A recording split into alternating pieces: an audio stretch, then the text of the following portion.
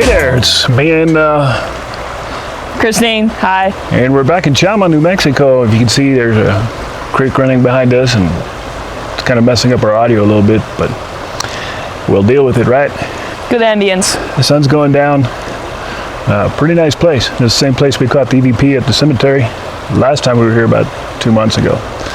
I want to do a couple of shout outs before we start this next story. So shout out goes to Ted and Todd Hart. They watch my videos. They can't wait for the next one. Every time I see them, they ask me where's the next video. Thanks, guys. Joe Baca, Tonto Stacking, Ruben Gastelum. Those are some of the guys I want to do shout outs to. Awesome. Also, I want to thank once again Larry Lawson with his show. Awesome show. I listen to it all the time. It's kind of hard to catch live because I'm still at work most of the time. But fantastic show. I'll put a link on it on this video again, so you can go to it and check it out. He's live Thursdays on YouTube. Great show. Also want to thank my sister Sylvia Whitcomb. She hooked me up with a guy in Florida with Mr. Lawson. That's awesome. Thank you, Sylvia. And I think we're good to go.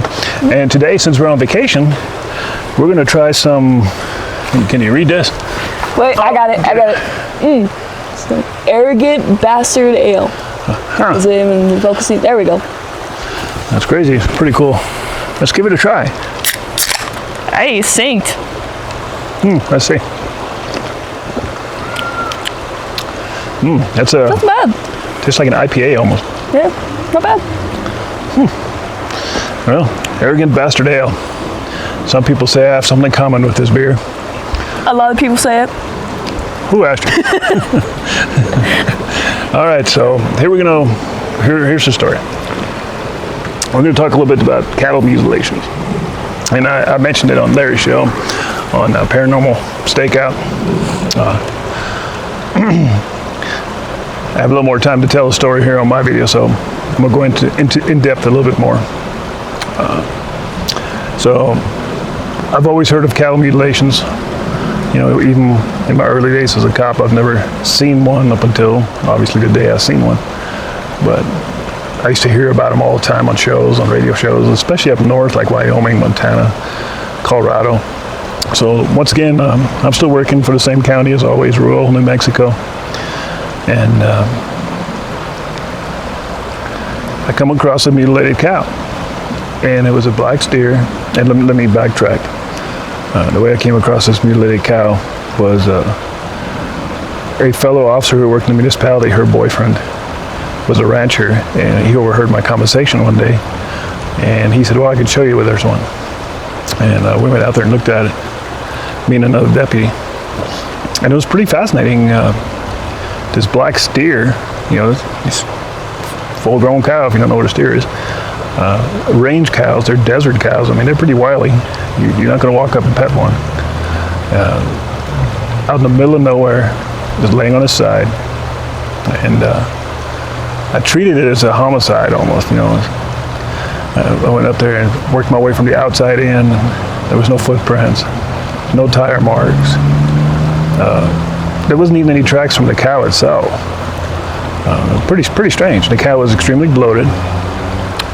Its mouth was open, and I looked inside its mouth, and the tongue was cut off as far back, straight across, just a slice. Its right ear was missing. Its right eye was missing. Its anus had been cored, meaning that where its butt used to be, it was gone. It was just an empty hole, a cavity. And its testicles had been removed. And the way they had been removed was weird. It looked like a figure eight, almost like an infinity sign incision. So it was just kind of perfectly clean cut, and it's just like somebody plucked it out. We found that pretty strange, you know. I mean, you're out in the middle of nowhere, and who does that? And being this other deputy, I mean, we're taking this pretty serious because obviously somebody's killing cows out there, and if nothing else, cows are pretty expensive. We were kind of thinking, you know, could it be some kind of satanic cult? But why? You know, couldn't you just buy all these parts at a butcher shop? And plus, there was no signs of what actually killed this cow. There was no slit throat or gunshot wound. or any indication that could tell us what could have killed this cow. Pretty strange, to say the least.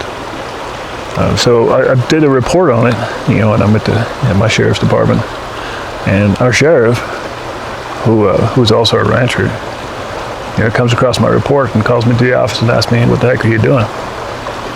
And I said, "Well, I wrote up a mutilation call." And he basically told me to knock that shit off. And I said, "Well, why can't I investigate this? Can't I just keep going?" And he told me, "No, there's more important things to do. Quit wasting your time on a bunch of bullshit like that."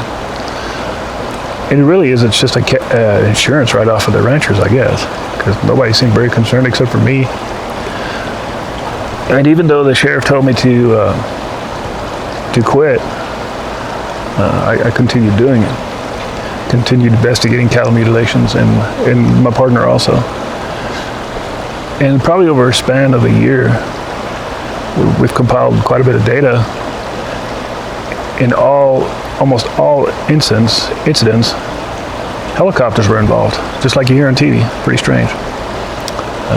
I've talked to ranchers, I've talked to people, and every time there was a cattle mutilation, a helicopter was involved, and it was usually like a military style.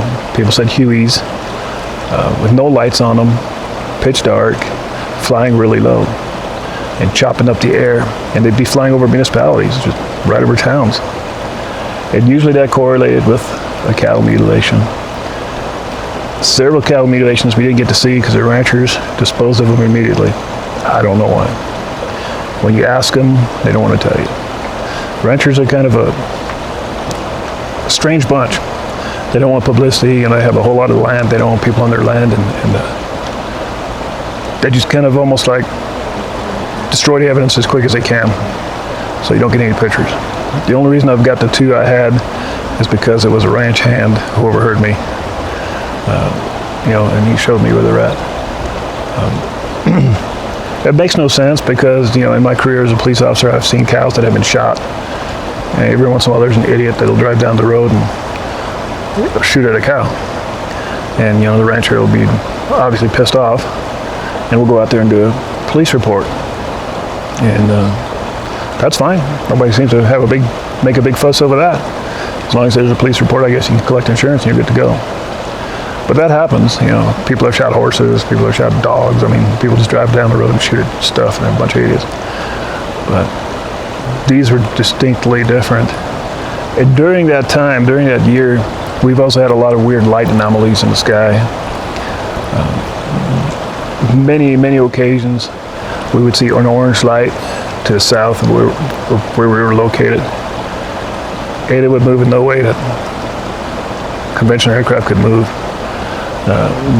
The guy I was investigating with, he was Air Force.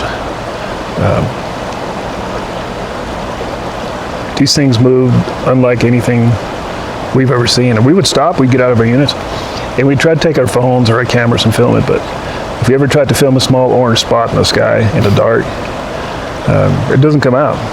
People always say there's never any clear video of UFOs. Well, it's incredibly hard. You gotta have a pretty good camera set up, and then it still looks like a little light in the sky bouncing around, like you're making it move with the camera.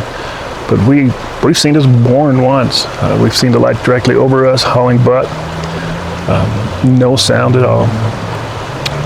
So there are many instances where we've seen stuff in the sky out there, and at times we've even called a neighboring Air Force base, or we've had our dispatch center called Kirtland Air Force Base, and they would have nothing.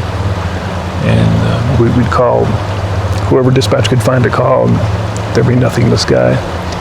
There's one instance where I was traveling south towards our little municipality, and it was about 10 o'clock at night, and I see the outline of a helicopter crossing the road, probably about 150 feet off the ground.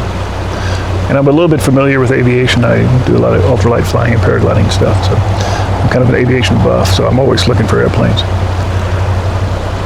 This helicopter flew across the highway at probably 100, 150 feet. And as soon as it passed a little town, it had landed somewhere. I had just gotten into town, and the other deputy, a different deputy, was leaving town.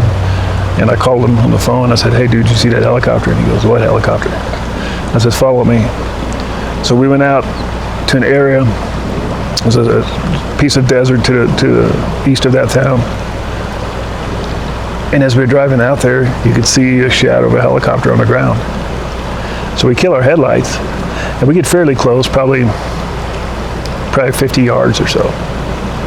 And shut our engines off, turn our headlights off, and get out of our units. And there's a helicopter on the ground running in pitch black, no lights blinking on it or anything like that. But it's running at a really high RPM, so it was like a small type helicopter. And we're looking at this thing, and my partner, or not, he was my partner, he was just a fellow co-worker. He says, maybe we should spotlight him. And I'm like, no, that's not a good idea. You know, he might be wearing night vision or something and screw him up and he'll crash. Probably not a good idea.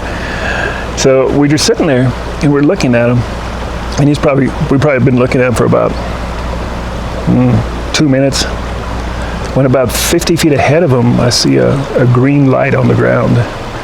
And what it reminded me of was a chem stick, like the military chem lights. You know, you break them, shake them, and they have that bluish green glow.